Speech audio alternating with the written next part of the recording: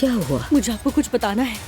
ये जो रूज है ना, हमारी तस्वीरें ले रही थी। हमारी तस्वीरें ले रही है वो? जी अम्मी, बिल्कुल। बिस्मिल्लाहिर्रहमानिर्रहीम। अपने बाबा की प्यारी बेटी।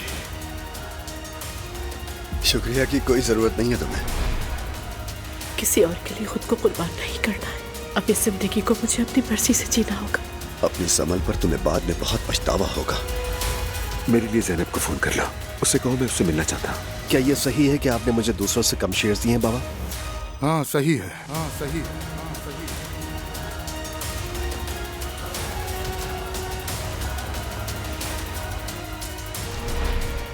बाबा आप ऐसा कैसे कर सकते हैं मेरे साथ? क्या हुआ? कुछ नहीं। बकरी चांद की फिक्र में, कसाई माल की फिक्र में।